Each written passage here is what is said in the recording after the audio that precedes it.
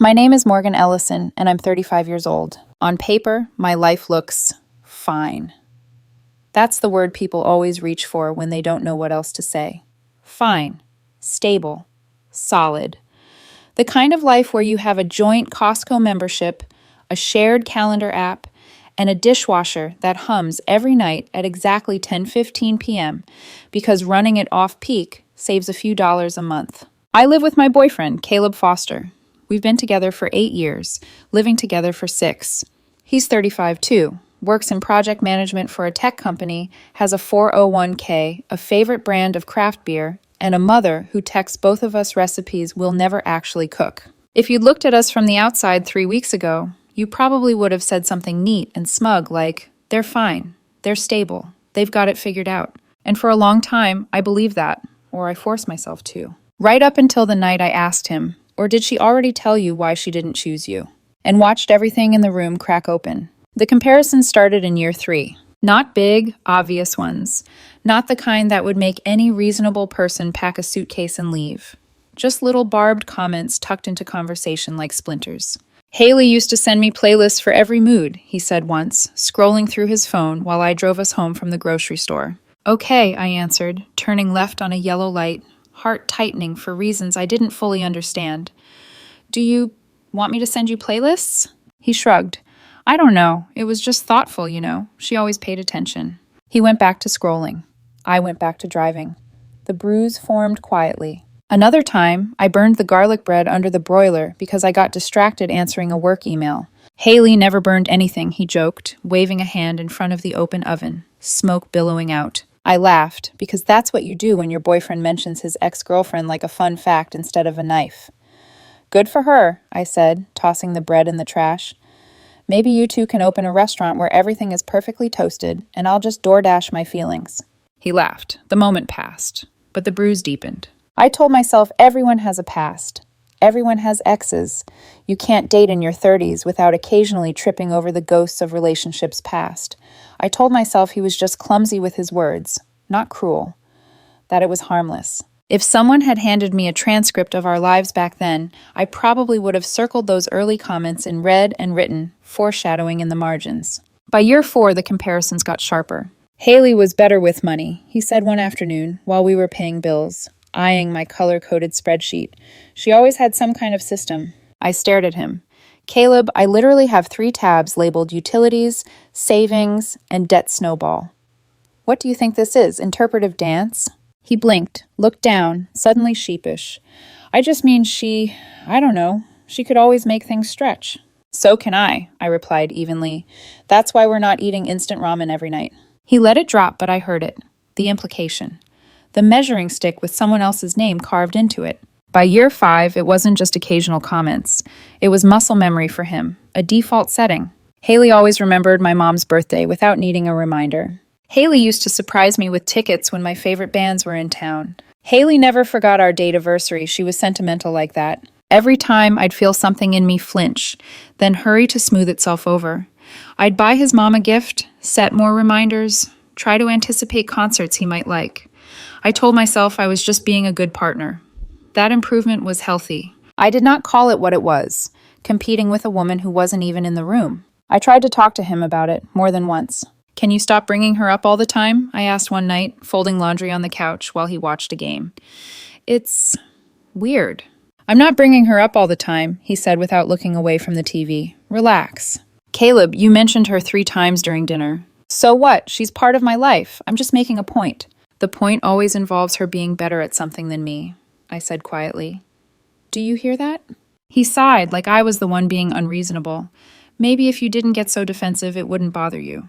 I wanted to say, maybe if you didn't compare me to your ex-girlfriend like it's a sport, I wouldn't need to defend myself. Instead, I folded another t-shirt, lined it up with the others, and swallowed it down. Around year 6, I started noticing something else. He never actually told stories about her, not real ones. No specific memories. No, one time we got lost on a road trip and ended up in this tiny diner with the best pancakes I've ever had. Just vague statements. She did this. She never did that. She would've. It was like he wasn't remembering a human being. He was remembering an idea. Sometimes I wondered if Haley was even a person anymore, in his head, or just a projection of everything he thought he'd lost. I didn't push, because pushing meant fighting, and fighting meant more comparisons, and I was already bleeding from 1,000 tiny cuts. 3 weeks ago, everything snapped. I don't remember what started the argument. Something small and stupid. Kitchen counters, maybe. It's always something small and stupid when you're already full of unspoken things. "You didn't wipe the stove," he said, voice sharp as he stared at a faint ring of sauce. "I did," I replied, rinsing a plate. "That's just the stain from the last pan. It's not dirt." "You never finish things," he muttered. Haley would have scrubbed until it actually looked clean. I set the plate down in the sink. The ceramic clink sounded louder than it should have. "There it is," I said. He frowned. "There what is?" "Your favorite party trick," I said, turning to face him. "Comparing me to someone who isn't here." He rolled his eyes. "Morgan, don't start." "No, let's actually finish for once," I said, my heartbeat suddenly in my throat. "If she was so great, Caleb, if she scrubbed stoves and sent playlists and worshipped your mother's birthday." I stepped closer, the words surprising even me as they came out. "Then why isn't she the one standing in this kitchen with you right now?" He went still. It was like watching a movie shift frames. 1 second, he was irritated, ready to spar. The next, the color drained from his face. "What?" he asked quietly. "If Haley was perfect," I pushed on, because 6 years of swallowing things had built up into something I couldn't hold back anymore. "If she was this gold standard I'm apparently never going to reach, why isn't she here? Why did she leave? Why isn't she your girlfriend right now instead of a ghost you weaponize?" His jaw tightened. "You don't know what you're talking about." "Maybe not," I said, feeling something reckless spark in my chest. Or, I heard myself before I had time to second-guess it. Or did she already tell you why she didn't choose you? The room shifted. The hum of the refrigerator got louder. The ticking clock over the doorway suddenly existed. The air itself felt heavier, like someone had pressed the world's slow-motion button. Caleb's expression cracked, just a hair, before he could patch it back together. He opened his mouth, closed it, swallowed. When he finally spoke, his voice was smaller than I'd ever heard it. "How did you know she said that?" he whispered. My stomach dropped. The word caught in my throat. "She actually said that?" He stared at me, like I'd read his diary out loud. "She told me I wasn't worth choosing," he said, each word landing between us like a confession. "She said I was too much work, too needy, that her career, and then someone else, was easier than dealing with me." For a second, I literally forgot how to breathe. Because I'd been guessing. I'd been trying to throw something sharp enough to pierce him the way his comparisons had pierced me. I hadn't expected to hit something real. I had no idea that for 6 years I'd been fighting a woman who'd looked at him, weighed him, and said, "You're not enough for the life I want." And I'd been living with the fallout ever since. I stood there, hands damp, heart pounding, looking at the man I loved, and seeing, for the first time, the wound he'd been hiding under all those Haley would'ves. And that was the moment I realized. This was never just about how he saw me. It was about how he'd never forgiven himself for believing she was right. For a long moment, all I could hear was the rush of blood in my ears. The kitchen was exactly the same. The half-wiped counter, the faint stain on the stove, the plate in the sink. But it felt like someone had rearranged the molecules in the air. Caleb wasn't just my boyfriend standing in front of me anymore. He was a person with a sentence carved into him so deep, he'd started bleeding on everyone around him. "She actually said that?"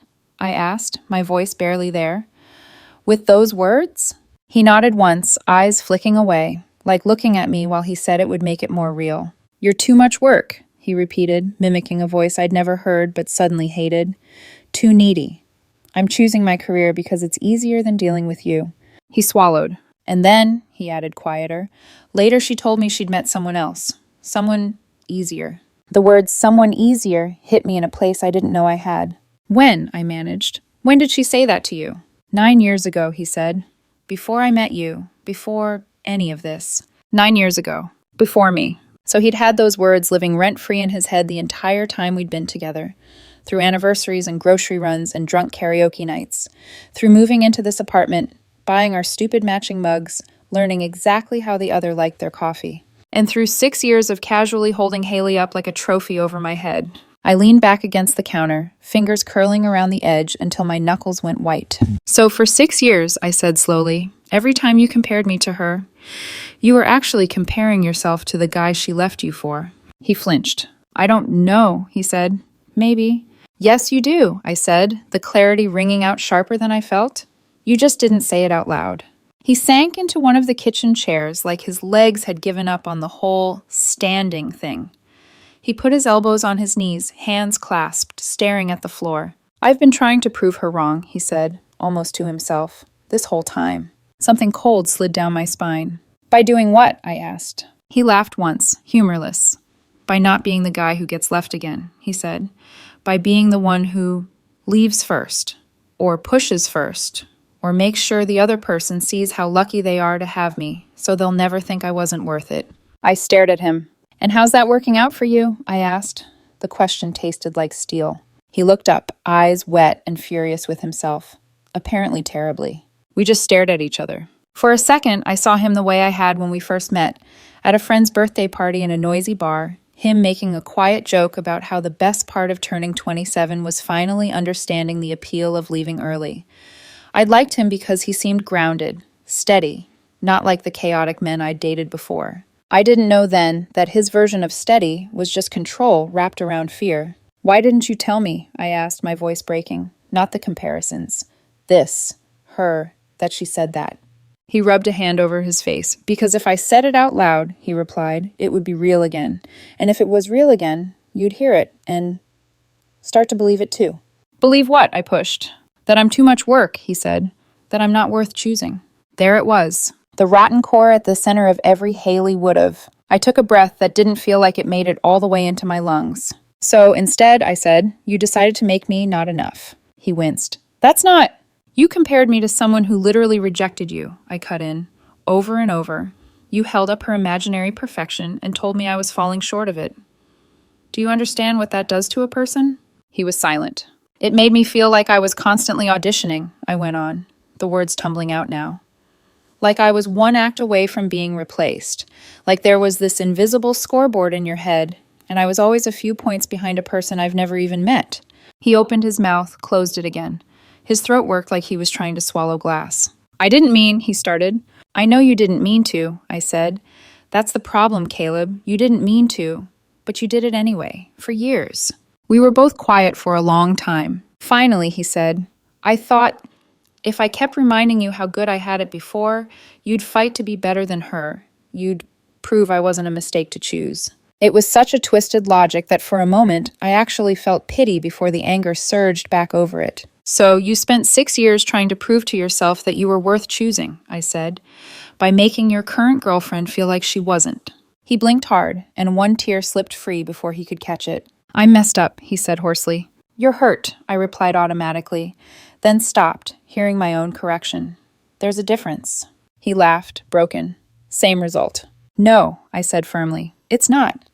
Messed up sounds permanent. Hurt means something happened to you, something you haven't dealt with. I've been dealing with it, he said. Look at me. I'm fine. We're fine. We are not fine, I said, the words suddenly like a joke with no punchline. If we were fine, I wouldn't know Haley's name better than half your relatives. If we were fine, I wouldn't be able to predict when she's going to show up in a sentence based on how annoyed you are with me. He dropped his gaze again. I don't know how to fix it, he murmured. There it was, the part that mattered. Have you tried therapy? I asked. He recoiled, just a little. No. Why not? He let out a sharp breath. Because then I'd have to admit there's a problem. I stared at him. And what do you think this is? I asked quietly. A fun personality quirk? He didn't answer. And if there's a problem, I continued, what?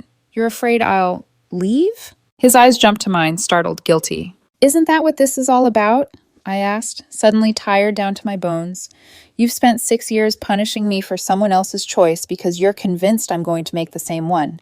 So you tried to get ahead of it. You turned me into the one who wasn't enough, so you wouldn't have to feel like that again. He exhaled shakily. When you say it like that, I sound like a monster. You sound like someone who needs help I can't give you, I said. The words landed between us like an object on a table, solid, undeniable. What are you saying? He whispered. I looked at him, really looked at him, at the man who made me coffee every morning, who knew exactly which sweater I'd reach for when I was cold, who had also been cutting me, slowly, for years, and calling it love. I'm saying I'm done being your emotional punching bag, I said. I'm done auditioning against a ghost. I am not competing with Haley or your past or whatever version of yourself you're trying to prove wrong. His hands tightened together. So what do you want? I want you to get help, I said. Real help.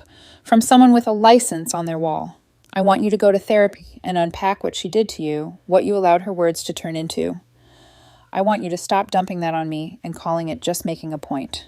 He nodded quickly, too quickly. Okay, yeah, I can do that. I shook my head. No, I said. You don't get to just agree in this kitchen and think that's it. This isn't a fight you can win with the right words. He swallowed. Morgan, if you don't do it, I continued, my voice steadier than I felt. If you don't actually find a therapist and show up and work on this, I'm gone. He stared at me like he hadn't heard me correctly. Gone, he repeated. Yes. Like gone? Yes, Caleb, gone. I will pack a bag, and I will not come back to this version of us. Panic flashed across his face. You'd throw away 6 years over 6 years of being compared to your ex-girlfriend? I snapped. Yes. Over 6 years of you bleeding on me because someone else cut you? Yes. Over the fact that you've known all along she said you weren't worth choosing, and instead of healing, you made me carry that? I shook my head. I should have drawn this line a long time ago, I added. That's on me, but I'm drawing it now. He was breathing fast, like he'd just run up a flight of stairs. What if I can't fix it? He asked, voice small. What if I go and they tell me this is just who I am? Then I'll decide what I can live with, I said honestly. But I know I can't live with this. Silence. The clock ticked. The refrigerator hummed. Somewhere outside, a car door slammed. I stepped back from the counter. I'm going to stay at Naomi's for a few days, I said. When I come back, I want to see proof you've scheduled something, and not with some self-help podcast, an actual therapist. He stood up so fast the chair scraped against the floor. You're leaving? Right now? Yes. You're serious. I've never been more serious, I said. He looked at me like he was seeing a stranger. Maybe he was. Maybe the version of me who took the comparisons and swallowed the hurt was gone, and this was someone new. Please don't go, he said. The words cracked halfway out. I felt my throat tighten, but I forced myself to move. I walked past him, down the hallway, into our bedroom that suddenly didn't feel like ours. I pulled my overnight bag from under the bed and started putting things in it with mechanical precision. Jeans, shirts, toothbrush, charger. My hands were shaking, but I kept going. He appeared in the doorway, eyes red, shoulders slumped. Morgan, he said, voice breaking. I'll call, I swear. I'll schedule something. Just don't make this real. That's the problem, I said, zipping the bag. It's already real. I'm just finally acting like it. I walked past him again, bag strap digging into my shoulder. At the front door, I paused, fingers on the handle. If I come back, I said without turning around, and there's no appointment, no effort, if you pretend this conversation didn't happen, I'll be calling a lawyer instead of a therapist's office for you. We're not even married, he said weakly. I know, I replied, which means it'll be easier for me to walk away. Don't make me prove that to you. I opened the door. Morgan, he said again, desperate now. Please. I looked back at him one last time, the man who loved me, the man who hurt me, the man still carrying a sentence from another woman like a curse. Call the therapist, Caleb, I said, or you lose the person who stayed. Then I stepped into the hallway, closed the door behind me, and for the first time in 6 years, I felt like I was choosing myself instead of competing with someone who had never even had to try. The hallway outside our apartment smelled faintly of someone's takeout and laundry detergent, but for the first time in years, I could actually breathe. Not deeply, not cleanly, but enough to remember what it felt like to have air that wasn't filtered through someone else's unhealed wounds. I didn't cry on the elevator ride down. I didn't cry in the Uber to Naomi's. I didn't even cry when she opened the door, saw my overnight bag, and just pulled me into a hug without asking anything. The tears didn't come until I was lying on her couch that night, staring at the ceiling fan, feeling the weight of 6 years of trying to be better than Haley settle over me like dust. Naomi sat on the floor next to the couch, her hand on my arm. You finally snapped, didn't you? She asked softly. I let out a laugh that wasn't really a laugh. I think I finally realized I'm allowed to. She squeezed my arm. Good. Caleb called that night. Twice, then 3 times, then 5. I didn't pick up. The 6th call, he didn't leave a voicemail. But at 1:17 a.m., a text came through. I'll get help. Please don't give up on me. I stared at it for a long time before locking my phone and rolling over. The next morning, I woke to more messages. I found some therapists in network. I don't know who to pick. Will you help me? I didn't reply. At noon, another text came. I made an appointment. Wednesday at 3. Here's the screenshot. He attached proof, a confirmation email from a licensed therapist a few miles from our place. I stared at it until Naomi leaned over my shoulder and whispered, bare minimum. Bare minimum, I echoed, placing the phone face down. He kept texting, little apologies, fragments of fear. I'm sorry, I didn't know how bad I was. I miss you. I'll do the work. Please come home. I didn't answer. On day 3, he called Naomi. She handed me the phone with an apologetic wince. I'm not answering that, I said. She shrugged. Your circus? Your monkeys? I silenced the call. He left a voicemail. Morgan, please, I am trying. I know I messed up. I know I hurt you. I'm scared you won't come back. The voicemail was quiet for a second. Then his voice cracked. I don't want to lose you because I couldn't fix something I should have fixed years ago. It hurt to hear, but pain and guilt aren't the same thing. I wasn't going to confuse the two again. On day 4, another text came, longer than the others. I've been thinking about what you said, about turning you into the one who wasn't enough so I didn't have to feel like I wasn't enough. My therapist asked me to write down why I think I compare. I think it's because Haley made me believe I wasn't worth choosing, and I've been trying to flip that narrative ever since. I'm sorry you had to carry that with me. You didn't deserve it. I read it 4 times, every sentence a painful kind of clarity. Naomi peered over my shoulder. You're not thinking about going back yet, are you? No, I said immediately. But I'm thinking. She nodded. Good. Thinking is allowed. Moving back before he proves anything is not. On day 5, I went home. Not because he'd earned forgiveness yet, but because effort is real and appointments, even early ones, are real, and I needed to look him in the eye and see what version of him I was dealing with now. When I walked in, Caleb was sitting on the couch with his hands clasped so tightly his knuckles were white. He looked like he hadn't slept since I left. His eyes rose the moment the door shut behind me. Did you mean it? He asked. About leaving? For good? Yes, I said, hanging my bag over the chair. Even now. He looked like the floor had opened under his feet. But I scheduled therapy, he said, voice cracking again.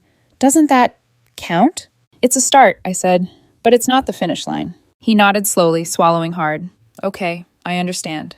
I hope you do, I replied, because I'm not staying if this is a temporary fix. He exhaled shakily, and for the first time, he didn't try to defend himself. He didn't argue. He didn't minimize what I'd said. He just nodded again. The next 3 weeks were strange. I lived at home, but felt like I was walking around in foreign territory. Same rooms, same routines, but everything tinted with a new kind of cautious distance. Caleb went to therapy twice a week. Sometimes he came home quiet, thoughtful.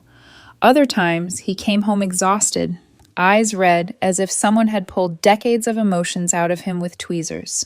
He stopped comparing, completely. Not in a forced, performative way, not in a suspicious, see, look how healed I am way, just stopped. The silence where Haley used to appear was disorienting at first, like waiting for a fire alarm that never went off. But eventually it was just quiet. And quiet, I realized, had become a luxury. One night, 3 weeks after I'd returned, he walked into the kitchen while I was slicing vegetables for dinner. Therapy was rough today, he said, leaning against the counter. I kept slicing. What happened? My therapist said I've been self-sabotaging, he answered, trying to control the abandonment before it happens. I paused mid-slice. And she said comparing you to Haley was a way of testing you, seeing if you'd push back, seeing if you'd stay. I set the knife down. Is that true? I asked. He hesitated, then nodded. I think, yeah, it is. I swallowed. And now? I asked. Now I'm supposed to notice when I'm doing it, he said. Acknowledge the fear. Let it pass without acting on it. Can you do that? I'm trying. There was something naked in the way he said it, something painfully sincere. And for the first time since I'd left that night, something in me loosened. Just a little. 3 months in, the changes didn't feel like a performance anymore. They felt like rewiring. Slow, imperfect, but real. He started asking real questions. How was your day? What do you need from me right now? Was I fair in that conversation? Did I make something about me that wasn't about me? He started reflecting instead of reacting, naming emotions instead of projecting them. Sometimes he'd catch himself mid-sentence, pause, and start over. Once, during a minor disagreement about groceries, he stopped and laughed at himself. Whoa, that was about fear, not produce. I blinked at him. What? I was about to make some stupid comparison, he admitted. Not to Haley, just the old script. I heard it in my head. I didn't say it. He looked almost proud, the good kind. And I realized I wasn't afraid of his growth. I was afraid to trust it. The test came 2 days later. A small one. I forgot our date-iversary. The anniversary of our first date, the one he used to treat like a national holiday. In the past, this would have spiraled into, You don't care about us like she did. Haley never forgot dates. I'm clearly not important to you. But this time, he just found me in the living room as I folded laundry and said gently, I realized something earlier. I was a little sad you forgot our date anniversary. I froze. I'm not angry, he added quickly. Just acknowledging it. And what do you need from me? I asked cautiously. Just that, he said. Acknowledgement. It matters to you, I repeated. I'm sorry I forgot. I'll set a reminder for next year. He nodded, smiled softly. Thank you. And then he walked away. Just walked away. No weapons, no ghosts, no comparisons. I stared after him, stunned, realizing I was the one who didn't know what to do with the lack of drama, because he was changing, and now I had to decide if I was still all in or still halfway out the door. 3 months after I'd first walked out, something in Caleb shifted. Not dramatically, not like a movie montage where a therapist waves a wand and suddenly everyone is healed. It was subtler, quieter, like the difference between a wound and a scar. The hurt was still there, but it wasn't bleeding all over everything anymore. We were sitting on opposite ends of the couch one evening, both pretending to watch a show we weren't actually paying attention to. His shoulders looked tense, the kind of tension that meant he was thinking too hard. I muted the TV. You okay? I asked. He nodded, then shook his head, then shrugged. There's something I need to tell you. My stomach tugged. Is it going to hurt? I don't know, he admitted, but I think it'll explain things. He drew in a breath, deeper than normal, like oxygen might help him survive the confession. When Haley and I broke up, he began slowly, it wasn't just because of her career. I didn't speak. I didn't blink. She told me she'd been seeing someone else for 3 months. A strange, sharp quiet filled the room. She cheated on you, I said. He nodded once, a small movement, tight and ashamed. Yes. And she blamed you for it. Another nod. Yes. I leaned back, not out of distance, but out of the sudden weight of understanding.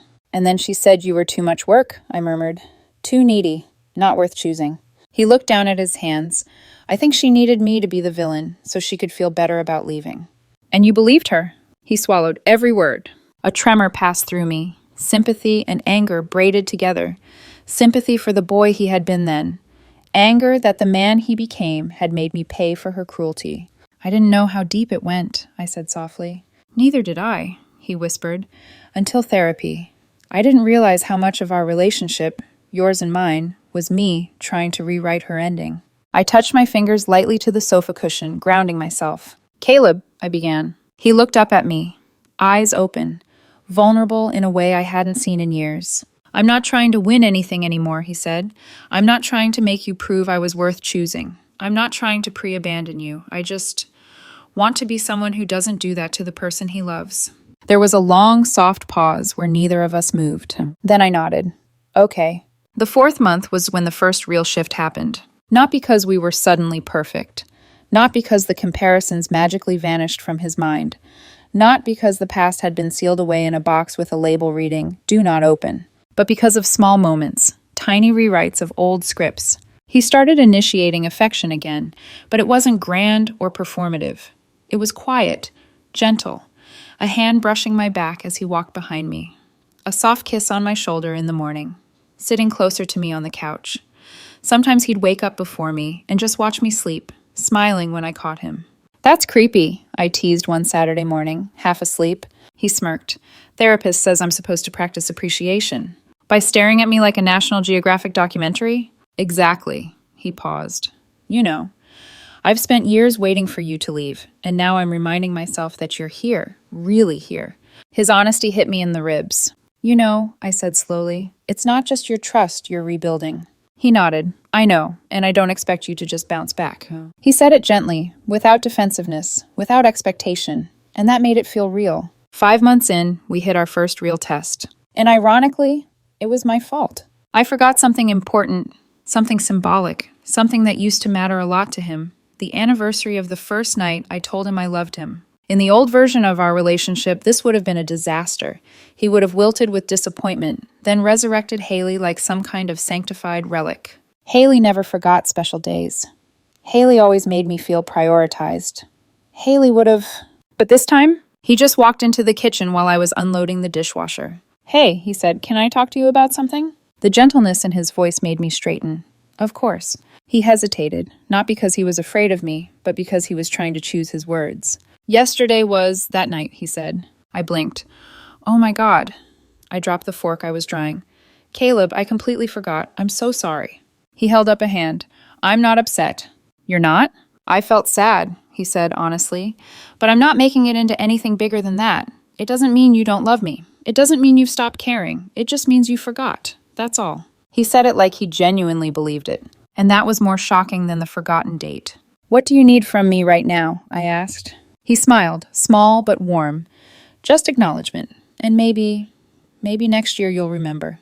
I will, I said. I promise. He reached over, squeezed my hand, and then went back to reading the mail like we hadn't just rewritten a script that used to destroy us. I realized then that he wasn't memorizing new lines. He was learning a new language. Around month 6, the world felt less fragile. Not fixed, not flawless, but not splintered. He was still in therapy, still unpacking, still naming fears out loud. Once, in the middle of dinner, he said, I keep waiting to wake up one day and be the old me again. My fork hovered midair.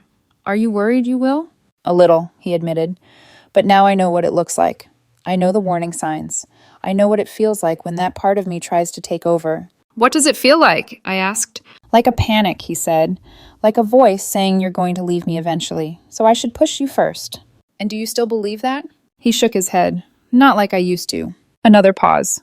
But if I ever do believe it again, he added softly, I'll tell you. And I'll go back to therapy more often if I need to. That was new. That was accountability. That was someone who wanted to stay. Not because he feared abandonment, but because he wanted to grow. One evening, while cleaning up after dinner, he paused mid-wipe of the counter and said, I need to ask you something. I turned, okay.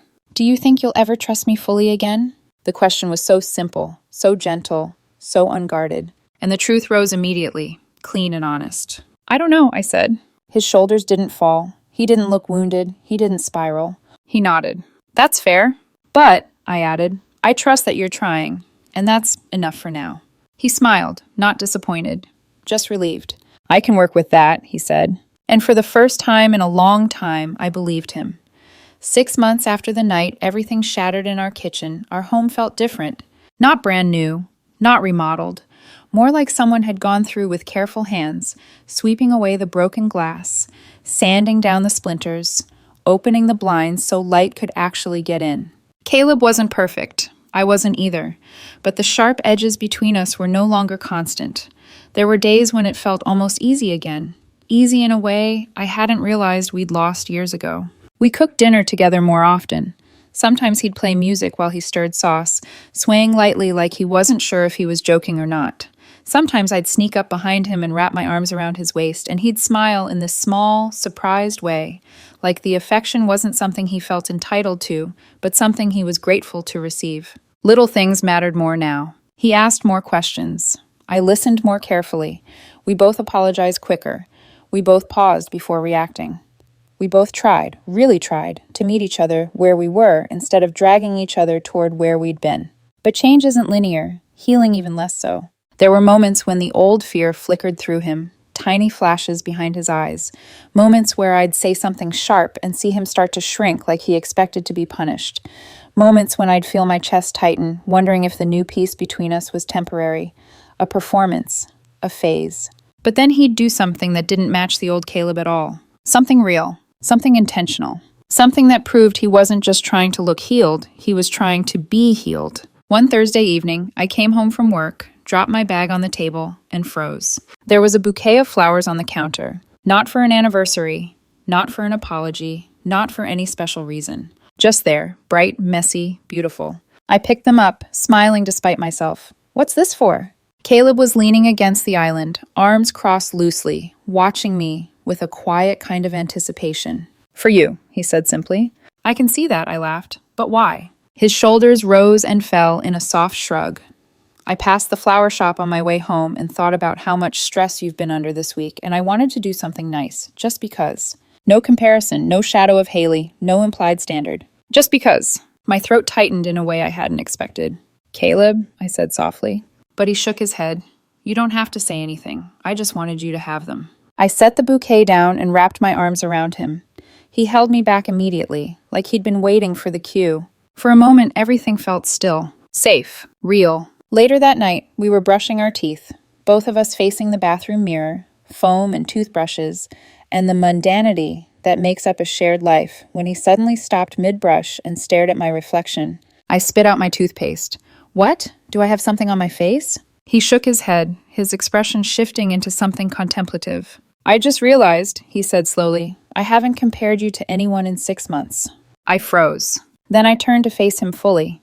You just realized that now? He nodded. Yeah, it just hit me. A beat passed. And then, because he couldn't help himself, he added with a crooked smile, Do you miss it? Should I hire someone to follow us around and give you constant performance reviews? I snorted, toothpaste nearly spraying from my nose. Please don't. He laughed, a real laugh, warm and unguarded. Then his smile softened. I was horrible, wasn't I? He asked quietly. I shook my head. You were hurt. There's a difference. Still, he said, I put you through hell. You did, I replied, because honesty had become our currency. But you're fixing it.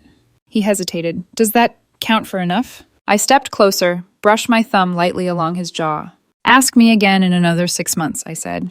He smiled. Fair. We climbed into bed. The fan hummed softly overhead. The sheets were warm, familiar. I lay on my side, facing him, and he moved instantly, curling close like it was instinctual. Thank you, he murmured into the quiet. For what? I asked. For not giving up on me, he whispered. For drawing a line when you needed to. For making me face what I'd been avoiding for years. I swallowed, feeling something shift inside me, something heavy loosening its grip. I didn't do it to fix you, I said. I did it to protect myself. I know, he said, and that's why it worked. I rested my forehead against his chest, listening to the steady beat beneath my ear. I didn't stay because I wanted to save you, I said. I stayed because I wasn't ready to lose us, and now I'm glad I didn't. He inhaled, slow and deep. Me too. I don't know what our future looks like. That's not cynicism, just honesty. Love doesn't erase trauma. Therapy doesn't rewrite history. 6 months of work doesn't undo 6 years of old habits. But here's what I do know. He's not comparing me to Haley anymore. He's not trying to pre-abandon me. He's not punishing me for someone else's betrayal. He's not using fear as a map for our relationship. He's here. He's trying. He's choosing me without making me compete to be chosen. And for the first time in our entire relationship, I'm not carrying us alone. We're both holding the weight together, even when it's heavy. Especially when it's heavy. Last night, as we were drifting towards sleep, he whispered, Do you think we'll make it long term? I opened my eyes, staring at the ceiling, considering my answer carefully. I think we have a better chance now than we did 6 months ago, I said. That's not a yes, he murmured. No, I agreed. It's not. I turned to face him, tucking a strand of hair behind my ear. But it's honest, I added, and I want to build something real with you. Not pretend we're healed, not pretend we're perfect, just real. He smiled, sleepy and soft. I'll take real over perfect. So will I. And then we fell asleep with our legs tangled together. Imperfect, uncertain, but choosing each other anyway. For now, that's enough. And maybe, just maybe, that's the first real sign we'll make it.